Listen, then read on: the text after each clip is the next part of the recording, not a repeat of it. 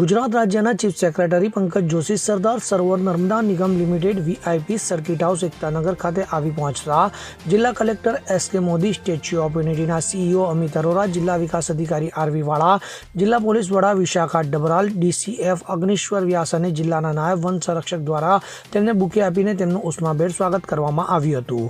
સરદાર સરોવર નર્મદા નિગમ લિમિટેડના circuit house ખાતે આગામી તારીખ 30 અને 31 ઓક્ટોબરના રોજ વડાપ્રધાન નરેન્દ્ર મોદીની ઉપસ્થિતિમાં યોજાનાર રાષ્ટ્રીય એકતા પરેડ પૂર્વે કામગીરીની સમીક્ષા બેઠક યોજાઈ હતી, જેમાં જિલ્લા પોલીસ વડા વિશાખા ડબરાલે પ્રેઝન્ટેશન દ્વારા સમગ્ર કાર્યક્રમની રૂપરેખા થકી પરેડની જાણકારી ચીફ સેક્રેટરીને આપી હતી.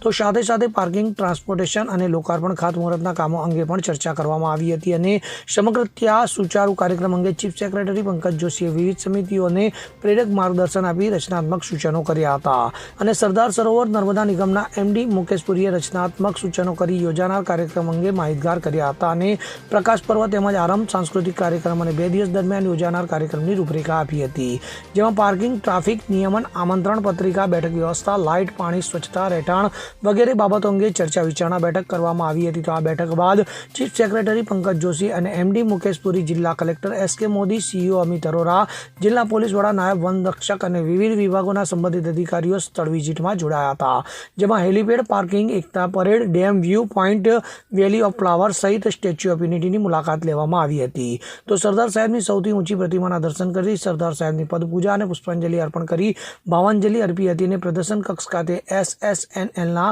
એમડી મુકેશ પુરી દ્વારા ચીફ સેક્રેટરી પંકજ જોશીને સરદાર સાહેબની પ્રતિકૃતિ ભેટ અર્પણ કરવામાં આવી હતી. તો એસઓયુ ખાતેની મુલાકાત વેળાએ ચીફ સેક્રેટરી પંકજ જોશીએ પ્રવાસે પધારેલા પ્રવાસીઓ સાથે સીધો સંવાદ પણ કર્યો હતો. દીપક જગતાપ સાથે CN24 ન્યૂઝ, રાજપીપળા. હવે જુઓ દેશ દુનિયાની તમામ ખબરો તમારી આંગળીના ટેરવે.